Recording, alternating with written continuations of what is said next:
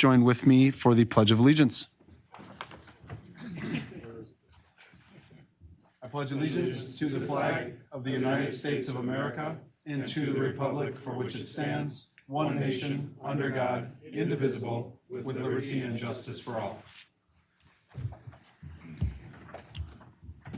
I'd be looking for a motion to approve the consent agenda. So moved.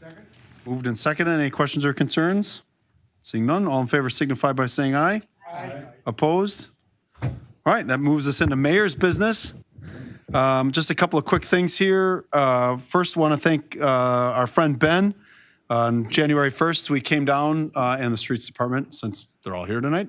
We flew the flag at 9 o'clock out front, and you can still get those always if you want them. But it was a pretty cool little ceremony. Ben flew that flag, has high levels of ownership, but I'm just really excited about him because, again, he's an 8th grader, brought a concept to government, and we acted on it. So he had his flag sweatshirt on, his flag t-shirt on, his flag stickers on, and got to hang the flag. So it was a very, very cool thing for him and his family. Also, a couple of pieces. There was a resignation to the Police and Fire Commission. So tomorrow there will be a posting. I'll put on the mayor's Facebook page and ask that we share that on the city Facebook page for any applicants who are interested in serving on the Police and Fire Commission. We'll put that out for about 7 or 8 days, and any interested citizens are encouraged to apply through that process so that I can review those and then bring those recommendations back to the city council. And then next month, just one other thing here. Want to also big thank you to Main Street for the different work that they've done over the course of the holidays and just engaging. They are going to be expanding membership opportunities. So we had our mayor and Main Street breakfast, and they announced that non-Main Street businesses not on the Main Street can become associate members of the Main Street Association to fill the gap with the lack of a city's Chamber of Commerce. And also, we're going to put a pause. We had put out application requests for Citizen and Service Club of the Year nominations and awards, and we didn't receive enough. So I think we're going to reboot and try to do something a little bit different. So that's not going to happen this year. And then with that, we're going to move to the second mayor's business, a proclamation of years of service for Mrs. Judy Klum. Judy, you want to come on up here so we can make this as difficult as possible for you? So I want to thank Rob for working and putting this together. Oh, you got to come up so the world can see you. So there's a little spot right there where the outlets are, where if you stand, you'll be dead center of the television. If you want to look at us or stare into the souls of the people on YouTube, you can look at the camera too. But on behalf of a grateful city, we have a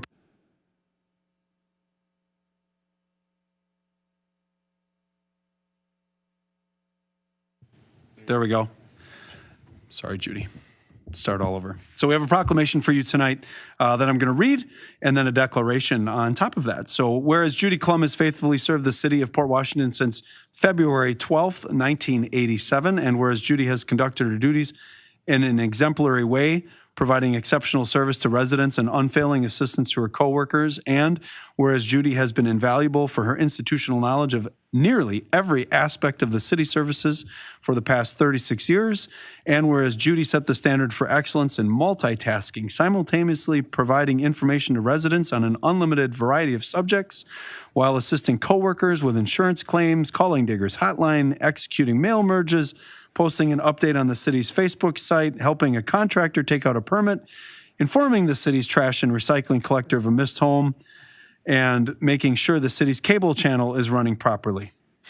And whereas the elected leaders and residents of the city of Port Washington owe a tremendous debt of gratitude for the extraordinary dedication, persistent work ethic, and conscious manner in which Judy provided outstanding service to the community.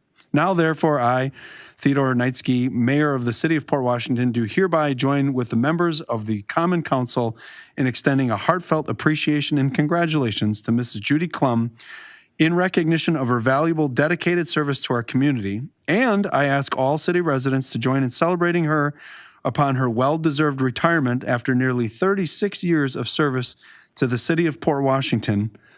And this Friday, we will declare Friday, January 6th, 2023, Judy Klum Appreciation Day. In witness of whereof, this is signed by myself and is effective at the end of tonight's meeting. So for Judy Klum Appreciation Day, JD has agreed to sponsor a 4-hour rager at Schooners. He just learned that. 4 hours, that's it? Yeah, well, I saw his neighbor over there, so, but Gerard will help. But Judy, in all seriousness, like when I first became mayor, came in, it was in the middle of Trash Can Gate. So really appreciated watching how you handled, you know, the shift of trash cans, the shift of delivery services, and just the exemplary way in which you represent our community and all the different things that you've done over the course of all of these years.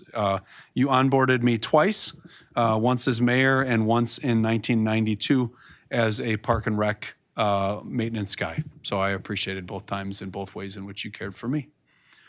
So if you have anything for us, otherwise we're going to take a little picture of you with this. Okay, all right. Rob, if you want to come up here, and Susan and council, if you want to jam in behind me, that would be fantastic. We want to get these guys too. I think Judy wants all you guys up here too. Let's go. Yeah. We're gonna hoist her up.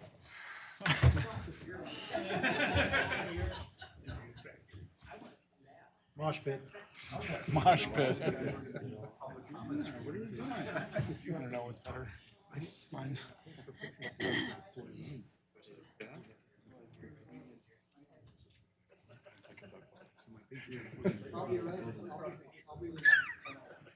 You guys ever been in a group photo? Turn your bodies, get close. It's like a wedding cake. All right, who are we looking at first? That's a good thing. Tell JD. We planned it that way.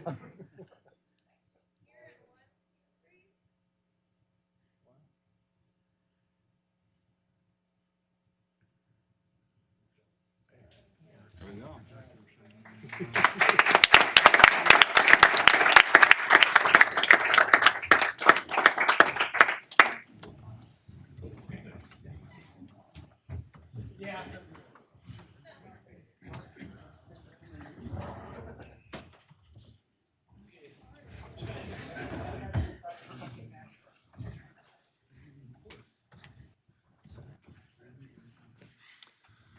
Okay, that'll move us into public comments and appearances. Members of the community are always welcome to present to the city council. Please limit comments to 3 minutes. If you need more time, please contact the city administrator or myself to be placed on the common council agenda. At this time, are there any public comments or appearances?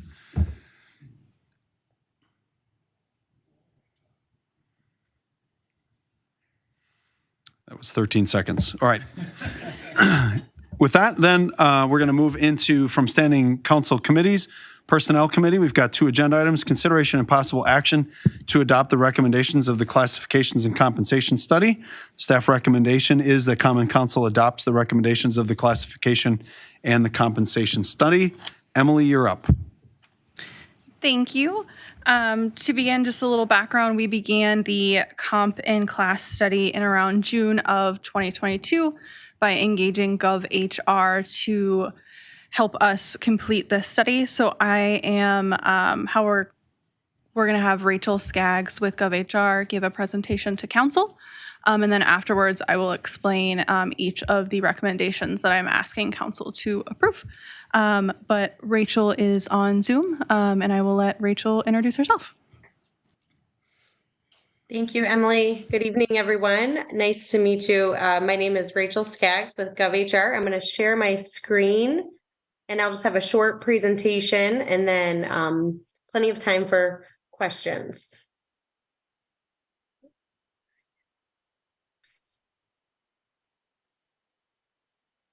Okay. Can you see my screen okay?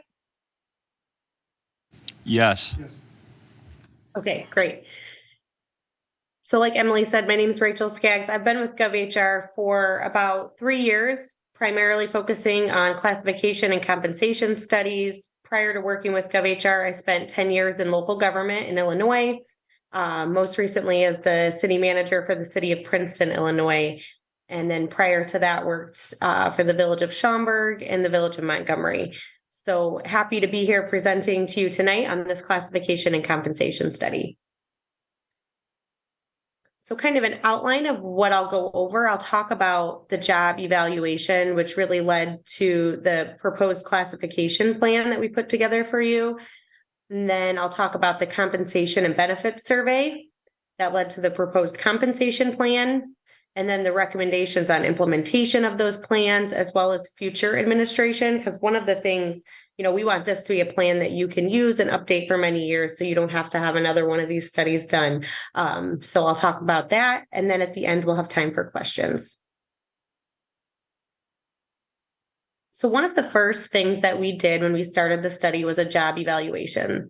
So we took the 50 positions and we reviewed them using these 9 job factors. And all of these factors really focus on establishing internal equity within the city. So we looked at education, how much preparation and training is needed to do the job, work experience or years of experience needed to perform the job, decision-making and independent judgment, responsibility for policy development, as well as implementation and interpretation of policy, planning of work, contact with others, both inside the organization and outside, work of others or supervision exercised, working conditions, and then use of technology and specialized equipment. So based on those 9 job factors, each employee completed a job analysis questionnaire. That questionnaire was reviewed by supervisors and department heads.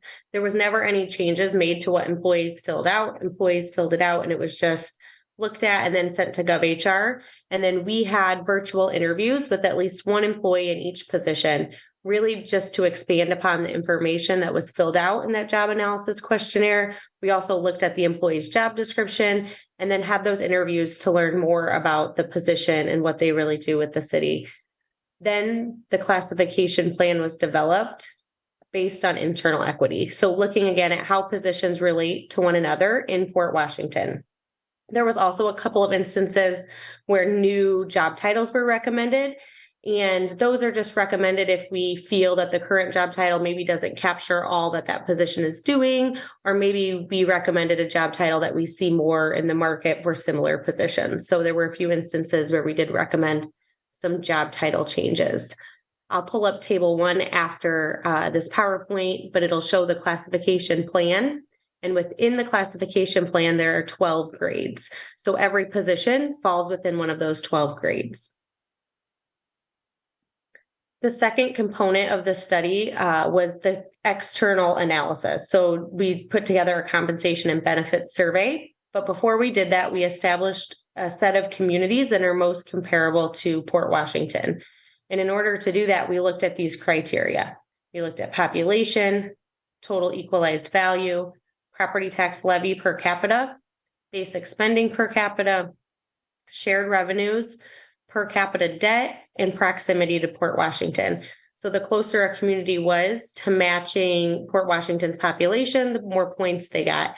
Thus, the community that received the most points would be determined to be the most comparable. So we set a cutoff of 75 points, and these are the communities that received 75 or more points and were determined to be most comparable to Port Washington.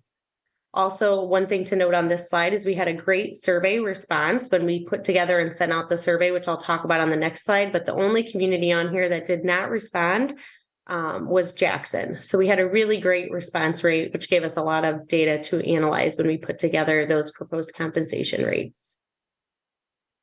So after those comparable communities were established, we developed and sent out a salary and benefit survey. We put all the information together, but actually had Emily send it out because we get a better response rate when it comes directly from the municipality.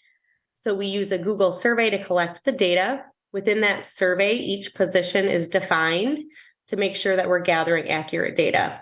We know that sometimes a job title might be different in another community, but the work being done is the same. So that's why we include those short job descriptions so that the community can give us any position that does those duties, even if the job title doesn't match. We review all of the salary data to make sure that it's appropriate for the position as it comes in. Salary ranges are the preferred method. We like to analyze salary data or salary range data just because that gives us more information on the market. We also collect actual data, but when you look at actual, that takes into a lot of consideration like performance and longevity. So oftentimes we just analyze the salary range data unless there isn't enough range data.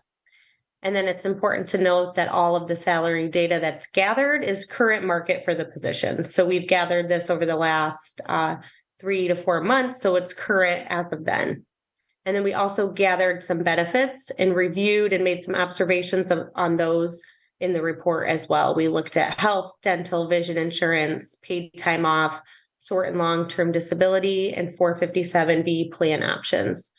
Overall, the benefits provided in Fort Washington appear to be very competitive and comparable. There's, looking at paid time off, I think you're above the average of most of those. Health insurance is always a little difficult to compare apples to apples, but we did look at total dollars for premiums on that as well. And so we can go over that too. But overall, very comparable and competitive with the communities that responded. So after that was done, we put together the compensation plan with the classification piece. So the compensation rates were calculated at the 70th percentile of the salaries of the communities surveyed. So what that means when you look at the 70th percentile, that means that 70% of the communities are paying less and 30 are paying more. So we calculated the rates at the 70th percentile. The pay ranges and the pay plans have also been calculated at the 70th percentile, and that's on table 3. So those 12 grades that we talked about before within the classification plan are shown here, and then there's pay ranges for each of those grades. So grades 1 through 4 are administrative and technical. Grades 5 through 7 are supervisors and advanced technical. Grades 8 through 11 are directors and senior managers, and then grade 12 is for the city administrator.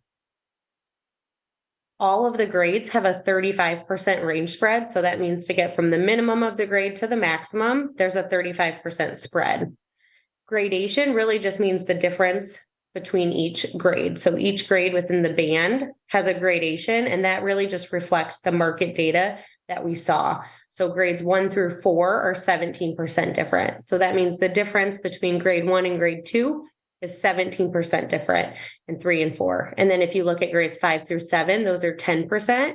Again, this is just reflective of that market data that we collected. So from grade 5 to 6, it's 10%, and 6 to 7. And then grades 8 through 11 have an 8.5% gradation.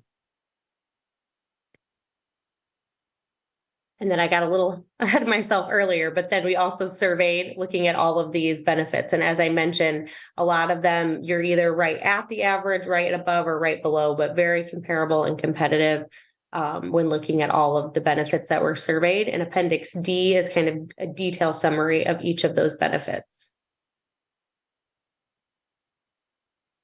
And then when we look at implementation of the plan, these are always our recommendations. So anyone whose present pay is below the minimum of the range should be raised to that minimum as soon as possible. Employees whose present compensation is within the range for their classification should be slotted into the new pay plan at their current rate. And then this last one doesn't apply, but if it did, this is what we would recommend. So if there was an employee whose maximum compensation is above, or their current pay is above the maximum of the compensation for the range, they should be held at their rate without a reduction in pay until the market catches up. And you have further alignment there. However, that doesn't apply, but if it did, that's what we would recommend. And then future administration. So once the classification and compensation plan is adopted and approved and put into place, there's kind of 2 components that you need to look at each year, but not do a full study or analysis. But on the classification side, you want to review positions and respond to changing conditions. So what that means is maybe a person leaves a position and you kind of combine 2 positions into one. You're going to want to look at that position and maybe rescore the position and make sure they're in the appropriate grade based on the new responsibilities and duties for that position. So you can create, adjust, or abolish positions as needed. GovHR provides those tools, so you're able to do that in-house, but we're also here and willing to help within the first year of the study, but even beyond that, if you have questions on scoring a position. And then the second component is on the compensation side. So you don't need to do a full survey with each position, but we do recommend that you survey the communities each year to see what their cost of living increases and then adjust the pay ranges by an average of that. You could also look at CPI if you wanted to. So adjust the pay ranges every year based on that. And then considering pay adjustments for employees, that's maybe if their grade has changed or if they've changed the structure of the position, and then also based on performance and move them through the range annually as well. Really quick, I'm going to pull up the tables and walk through those, and then I'll be happy to answer any questions. Make this a little bigger. So here's table 1. This is the classification plan. So again, you'll see that all the, one second, let me make this.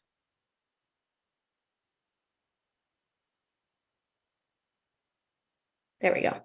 You'll see the current job titles. If there's a recommended job title change, it's in this next column.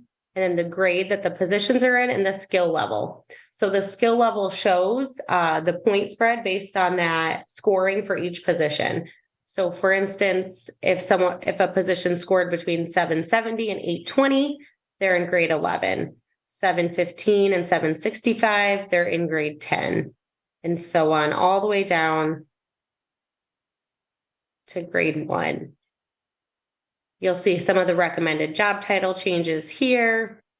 And then again, all the grades have a 55-point spread based on how positions scored.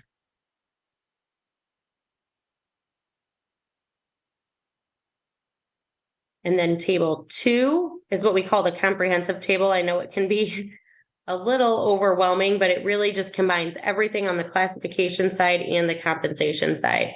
So again, you have the job title, the grade, the skill level, and here's the 70th percentile salary survey data. So that's the salary survey data at the 70th percentile for each position from those comparable communities. The current salary range for the position, and then GovHR's proposed salary range, new salary ranges for the positions. You'll see the minimum, midpoint, and maximum. So for instance, all positions in grade 10, they scored similarly, thus they have a similar or the same range or proposed pay range for them. So you'll see the minimum, midpoint, and maximum. And then for simplicity purposes, on table 3, we show just those grades and the ranges. So going forward, if this is a plan that was adopted and approved, and you knew you had a vacancy with a position in grade 8, you'd know the hiring range is 73 to 98. So kind of a simple way, and then annually updating this to stay current with the market is important too. So this just shows grade 1 through 12 and the range for each of those. So I know that's a lot of information and kind of a brief summary. I'd be happy to answer any questions or go back over anything at this time. Alderman Pleitner, as Chair of Personnel, anything to add or clarifications? No, I think we had a nice, rich discussion with it right before Christmas on this. So thanks, Rachel, for all your expertise in this field. I think it does a great job of laying out what we should be expecting, right? As we try to get better about planning for the future and what things actually cost. It's about retaining the quality people that we have on staff here. And I'm all in favor of supporting this. So I think it was a great discussion that we had. And if there's any other thoughts, I would say Alderman Newmeyer, Alderman Postel, I think it was a great discussion we had. Yep, I can agree. Throughout my entire career, this falls in line with just about everything that We Energies, Milwaukee Electric Tool, all of the bigger companies have done. So it's nice to see us kind of get on the train too. Awesome. Any other questions? Otherwise, I'd be looking for a motion to accept the staff's recommendation. Mr. Brown? If we could, Mr. Mayor, just give Emily a second to go over the recommendations that are contained in the memo, just to clarify exactly what's being asked of this body tonight. Thank you. So there are 4 recommendations, and the second recommendation is split into A, B. But the first recommendation is to adopt an open range merit plan. So currently, the city has about 8 to 10 salary plans, not counting police and fire. And then this, again, will not affect police and fire as well. But this recommendation would get all employees onto one plan and one pay scale to have everyone on those grades. So what it would do is would have this open range with the minimum, the midpoint, and the maximum. And then there would be no set steps to move within those. They would move at a rate to be determined at a later date by this body. The second recommendation is split into 2. The first part of that recommendation is to adopt the 12-level grade structure.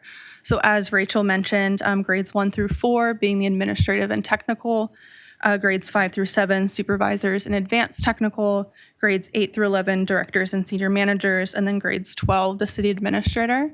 And then recommendation 2B would be to adopt the specific positions within each of those grades. So if you look in your packet, those are broken out by grade for you.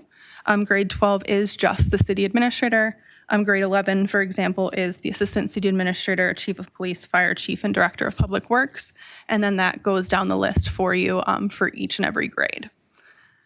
Recommendation 3 would be to adopt the compensation ranges at the 70th percentile, as Rachel explained in the presentation. And then that table is also in your packet and is in table 3 in Rachel's packet as well. And then the fourth recommendation would be to adopt the job title changes. And so I will just read those quickly. Deputy treasurer would be staff accountant. The admin assistant police would change to executive assistant police. Recreation coordinator would change to program manager recreation.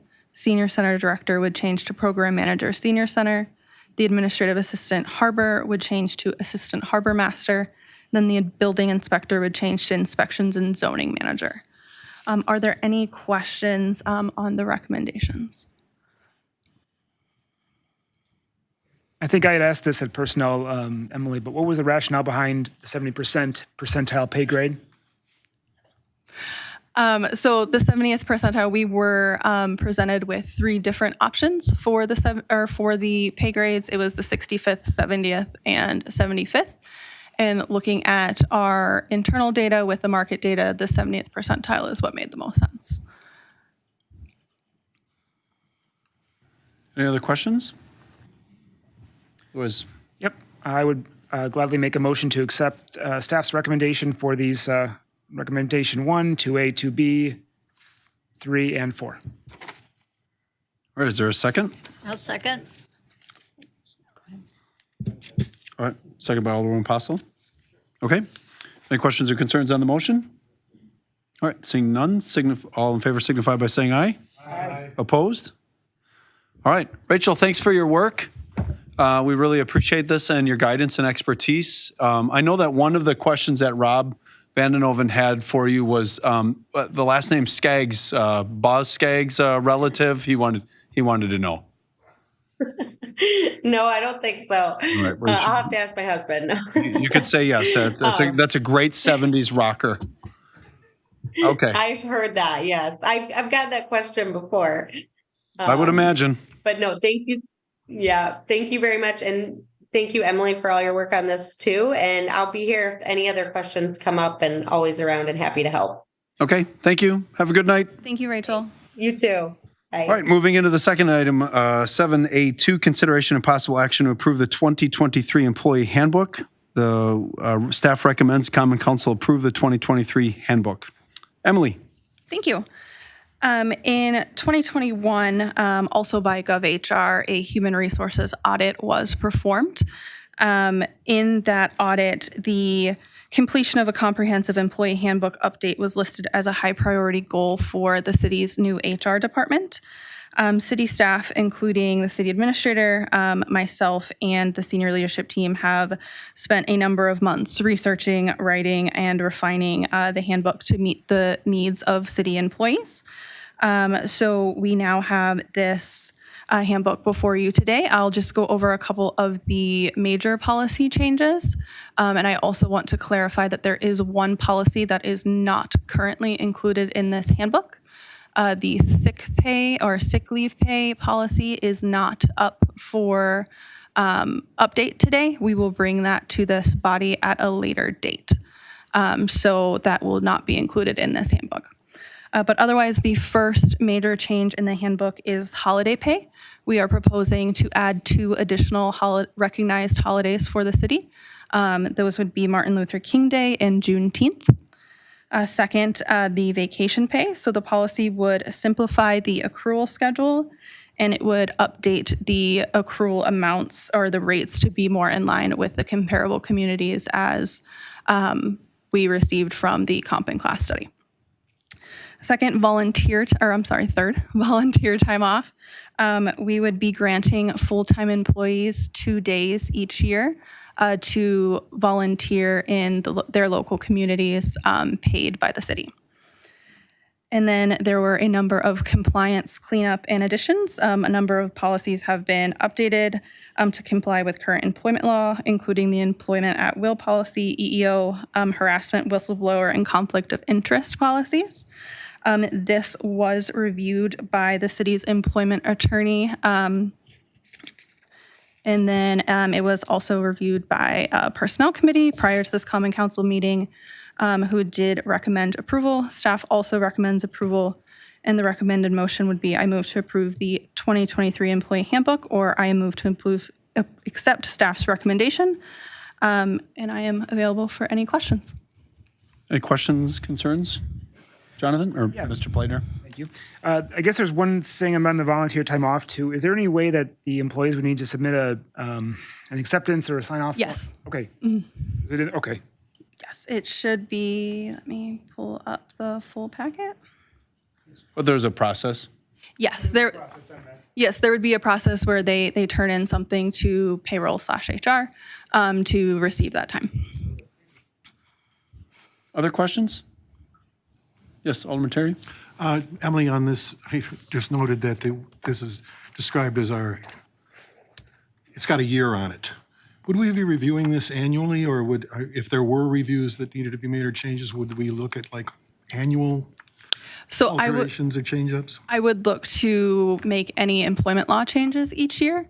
I do not believe we would make such a giant change year in and year out. But if their employment law does kind of change with different administrations and different things with state and federal, so as those would change, we would look to change, and I'd make sure to make those updates each year. Okay. I have a question for Mr. Brown. Are we by ordinance? Is this something that is approved by the council? Is this I would say that this is just a policy document separate from being established by ordinance, and it would just be administratively implemented. So the reason I asked the question is if there was a legal precedent that shifted, say, a discriminatory policy, a labor practice, et cetera, does the council have to approve each time that is done, or do you have the ability within your purview to adjust the handbook as needed without council approval? I'm looking at the city attorney as far as, Well, if there's a legal court decision that would be, self-executing, the city, county, state would all have to amend their procedures and policies accordingly as a mandatory item. But otherwise, yes, this can be revised at any time. You can Management. You can have the administrator do so unless by some other directive, the full council would have to review and sign off, but that would be outside what I'm familiar with, and typically it would be the administrator who would implement those changes. Okay. I'm not asking because I want us to.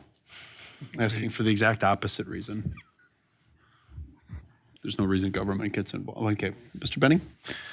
Emily, we have a lot of part-time employees, and I know this is intended for full-time employees for the most part, but there's a lot of things in here that do pertain to. It was. There's a lot of things that do pertain to part-time. Are we going to have a version for part-time, or, you know, a subset, or how is this going to, you know? This handbook is for everyone. So it would be for both full and part-time employees and seasonals. They wouldn't get necessarily paid holidays, or Correct. vacation time, those kind of things. So any permanent part-time employees in the vacation policy, there is a proration for permanent part-time employees, but intern, seasonal, temporary employees would not. Okay, so this is for everybody. Okay. Yes. One last question. Planner? Yeah. Should this be approved this evening, it would take effect immediately? What's the next steps? That is correct. Then I guess I would move to approve staff's recommendation. Okay, is there a second? I'll second. All right, any questions or concerns on the motion? All right, seeing none, all in favor signify by saying aye. Aye. Opposed? All right, it is approved. We have no other items except for public comments and appearances.